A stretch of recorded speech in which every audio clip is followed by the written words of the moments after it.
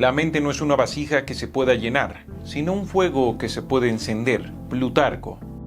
Era 1964 en la calle de una ciudad, mientras se desarrollaba un acto horrible que decenas de personas observaban desde sus ventanas, ocurrió un extraño fenómeno. Y es que justamente eso, mientras veían lo que ocurría, la mayoría del vecindario, la mayoría de los espectadores, se paralizaron, no hicieron nada. Pasaron los minutos y los minutos mientras ese acto atroz ocurría, y aunque algunos sí que llegaron a llamar a la policía, al final, ese terrible acto contra aquella pobre persona, sin que nadie de entre todas esas tantas personas que estaban ahí en primera fila tan siquiera hubieran dicho o gritado algo, lo que fuera, para detener todo eso que ocurrió. Desgraciadamente, aquel día la ciencia y la sociedad conocieron una cosa llamada el efecto observador.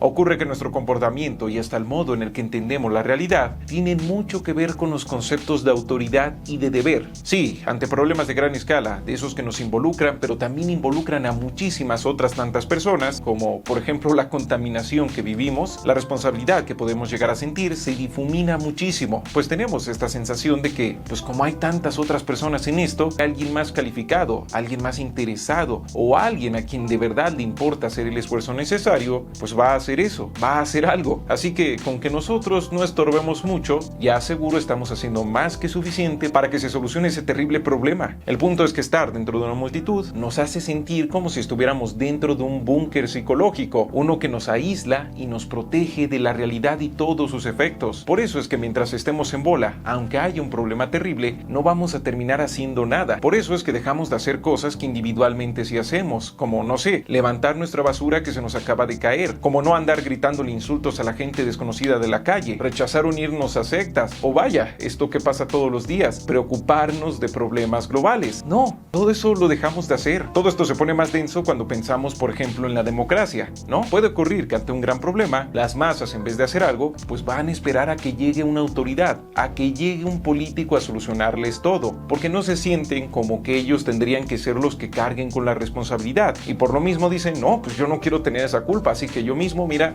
nada. O por el contrario, puede que no estén esperando un salvador o algo por el estilo, simplemente están esperando a alguien a quien poder culpar de todo durante otros 3 o 6 años, porque aunque esos grandes problemas del país afecten su vida, no pueden sentirse verdaderamente responsables de que algo se haga sobre ese problema. En otras palabras, pues sí, la democracia, así entre comillas muy grandes, pues sí, divide el poder, pero así también causa este otro problema que es dividir la responsabilidad, de manera que aunque el problema sea muy grave, como nada más te llega un cachito de responsabilidad, nada pasa, nada se hace y el problema ahí sigue. Sí, lo sé, hasta aquí esto suena terrible, suena opresivo. Por fortuna, recientes estudios plantean que el efecto no es tan universal y que de hecho a veces sí que puede llegar a ser vencido. Por ejemplo, si un día necesitas ayuda porque te acabas de accidentar y ves cómo la multitud, pues ninguno de ellos hace nada y están paralizados, con que le hables específicamente a uno de ellos, que digas, a ver tú el de rojo, por favor ayúdame, con eso se anula mucho del efecto, porque ya estás dándole la responsabilidad a alguien y con el mero hecho de que esta persona se mueva, los demás comienzan a moverse. Ya sienten que se puede entender la responsabilidad que deben de tomar en esa situación. Sin embargo, aún así, pues todo lo que conlleva este fenómeno no deja de ser bastante sugestivo, ¿no? Ver cómo todo eso que creemos que somos se difumina no solo porque estemos en una multitud, sino a veces, y esto pasa mucho en internet, porque nos consideremos parte de una multitud. Bueno,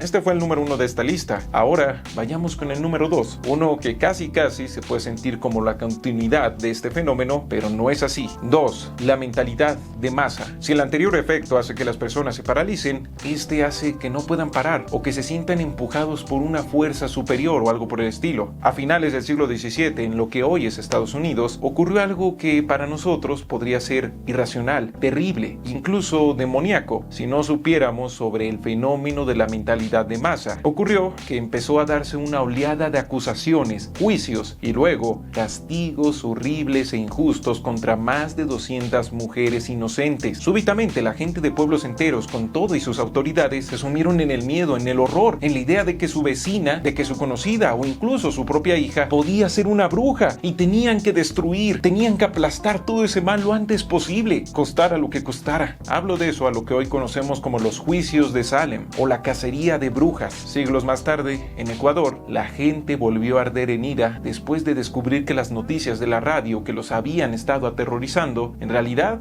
eran falsas. eran todas una teatralización de la Guerra de los Mundos que se estaba emitiendo para atraer audiencia, por lo que horas más tarde, una turba furiosa atacó a la radiodifusora causando una tragedia que se cebó con varios fallecidos, algo tan terrible que de hecho la radiodifusora no abrió en varios años. La verdad es que era bastante entendible el enojo de estas personas, creían que los estaban invadiendo los ovnis, pero después descubrieron que eso era falso. ¿Por qué seguir? ¿Por qué no pararse? ¿Por qué no simplemente, interponer una demanda o incluso, vandalizar el lugar? ¿Por qué llegar a algo tan terrible como lo que ocurrió, que incendiaron gran parte del edificio con gente adentro? Básicamente, porque la mentalidad de masa es como una cámara de eco que amplifica los sentimientos y los actos más volátiles de las personas. El miedo, el pánico, la ansiedad y la ira se vuelven tan intensos que todo lo demás, el raciocinio, la duda, la reflexión, todo eso es como si no existiera. Es una escalada de comportamientos horribles que parece que no tiene fin. Desgraciadamente, una y otra vez, a veces en sucesos masivos, otras veces en sucesos locales, personas de todo el mundo han hecho cosas horribles, cosas que jamás harían ellos solos, tan pronto como aparece la mentalidad de masa. Número 3. El efecto placebo. A fecha de hoy, seguimos sin tener respuesta de cómo es posible que una persona que se toma una pastillita de azúcar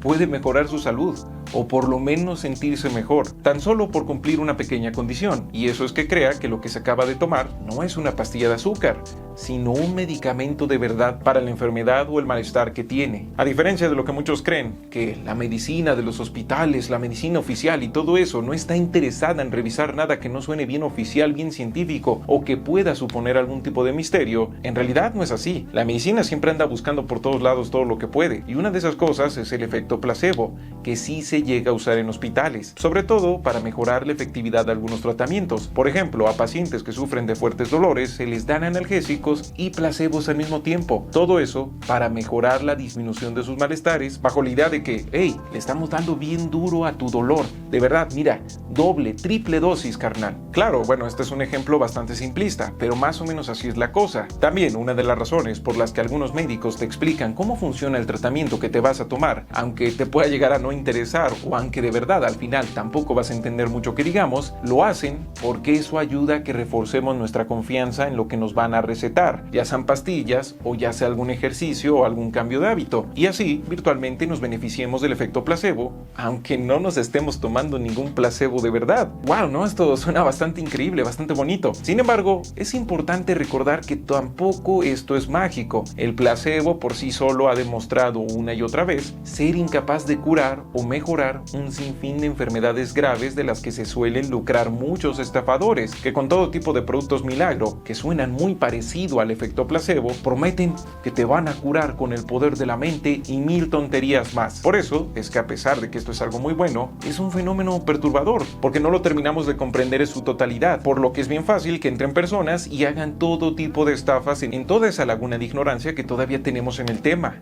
Número 4. El sesgo optimista. Porque a veces la gente tiene la realidad bien alterada y hacen con toda seguridad, con toda calma y confianza, algo que es sobradamente difícil o algo en lo que casi seguro que van a fracasar, como irse a declarar inmediatamente a ese chico o a esa chica que ni siquiera sabe que existen. O porque la gente a veces parece que se salta la lógica y siguen consumiendo aquella sustancia que ya les dijeron que les va a hacer daño y dicen, no, a mí no me va a pasar. La respuesta es simple, pero perturbadora. Sesgo optimista es la razón fundamental de que ignoremos muchos peligros que son más comunes de los que creemos, como por ejemplo accidentes en el hogar, accidentes de tránsito o incluso, por lo menos en gran parte de América Latina, la delincuencia. Pero en cambio, cuando vamos a hacer otras cosas que de hecho son más seguras, pero que no estamos acostumbrados a ellas o que creemos que podríamos evitar, como viajar en avión, ahí sí estemos temblando, así terrible. Pero acá cuando el carnal de la combi va a todo dar, va manejando hasta con una chela en la mano, digamos, así es el barrio. Este sesgo no solo hace eso, también nos hace creer que nuestras posibilidades de triunfar son inusualmente mayores. Este sesgo, que es realmente más común de lo que creemos, es como si tuviéramos algo en la vena, algo que nos hace ponernos bien optimistas y por lo mismo nos hace creer que nuestras posibilidades de triunfar en casi todo lo que nos propongamos son inusualmente mayores. Es más, ni siquiera obedecen a la lógica. Así que por eso se te hace fácil que después de llevar 5 partidas perdidas en el Fortnite digas, no, si yo soy muy listo,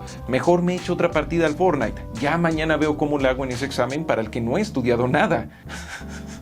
O bueno, ya en un tono un tanto más macabro, pues te dice, si ni parece que vayamos a chocar, mejor no me pongo el cinturón de seguridad. Y si llegáramos a chocar, yo me acomodo, yo me hago atrás y seguro no pasa nada. Por lo mismo, pues hace que pensemos que nos podemos andar desayunando una Coca-Cola y un cigarro, no por un año, no, por décadas enteras, y que al final, después de todo eso, no solo no nos va a pasar nada, sino que incluso vamos a ser más sanos que la gente que sí se cuida. Básicamente es el constante pensamiento de a mí no me va a pasar, o al contrario, a mí sí me va a pasar. Todos los que fracasaron ahí, yo sí.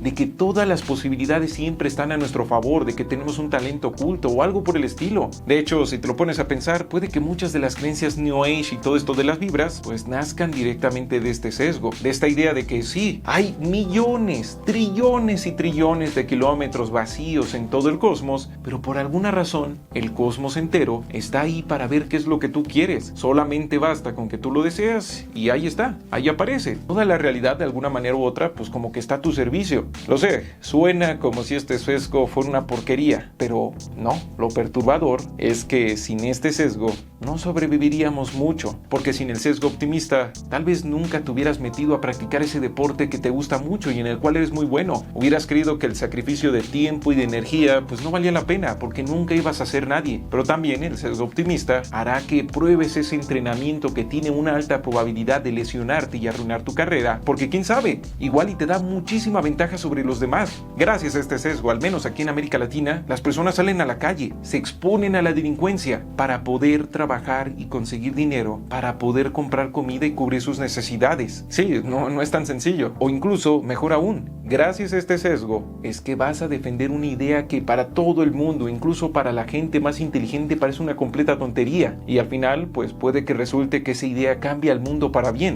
Sí, al final, desde cierto punto de vista, somos un montón de gente con los ojos vendados, a los que no los guía tanto la razón, sino su propio ego. Y para hacer todo esto todavía más complicado, más molesto, pero también más divertido, aunque sepamos que tenemos los ojos vendados, de hecho, hasta cierto punto necesitamos esa venda, porque hay muchas cosas que no haríamos si de verdad estuviéramos considerando siempre todos los peligros y todas las posibilidades de fracasar, si no nos dejáramos guiar por el ego de creer que tenemos algo especial, de que en esta ocasión, aunque todos han fracasado, al menos la gran mayoría, nosotros lo vamos a lograr, o que no nos va a pasar a nosotros. Número 5. Como tal, no hay un nombre para este último ejemplo. Algunos autores, como Neil Postman, le llaman simplemente cuantificación y otros le llaman reificación. Y es que a veces hay cosas que no existen, nunca existieron ni van a existir, pero como las medimos, les ponemos numeritos, de repente empiezan a existir y todo el mundo las considera como las cosas más reales de la vida. Ya saben, como esos medidores de espectrómetros y dicen, no, es que está midiendo la actividad fantasmal. Y es así como de, ¿cómo? ¿Qué exactamente? ¿Cuál es el sensor de esa cosa?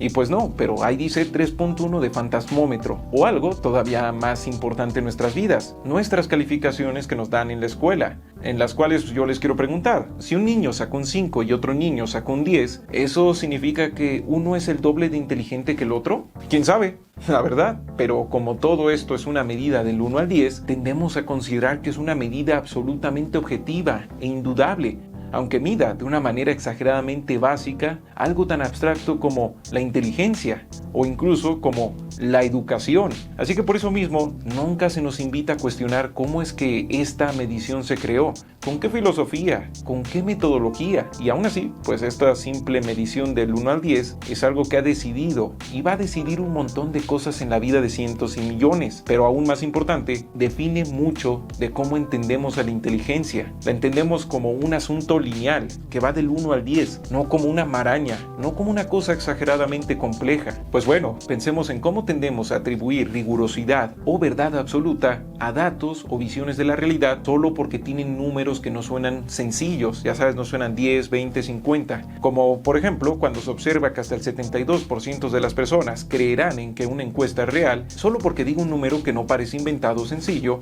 para hacer un ejemplo en un video de YouTube. O bueno, pues cómo este fenómeno nos hace sentir que estamos entendiendo mejor, como por ejemplo está pasando con este video. El que este video sea una lista de 5 5 cosas, en vez de un video que te narra igual los mismos 5 puntos, pero se te presente como una gran narración de varios minutos de un montón de fenómenos psicológicos interconectados entre sí, suele hacernos sentir que lo que vamos a escuchar va a ser 1000 veces más sencillo de entender, cuando podría ser que no, que al final pues sí entendamos, pero algo bien diferente a lo que entenderíamos si no lo hubiéramos dividido en 5 cosas bien perturbadoras. Porque sí, puede que dividiéndolo en 5, forzándonos a hacer esta lista, por lo que terminemos entendiendo es que hay 5 cosas bien perturbadoras, en vez de lo que podríamos entender con el otro video, que es la mera complejidad de la mente la que basta para perturbarnos, que muchas veces a lo que le prestamos atención pues son a las ramas, no al tronco y mucho menos a las raíces. Que tal vez estas 5 cosas en realidad no son 5 cosas,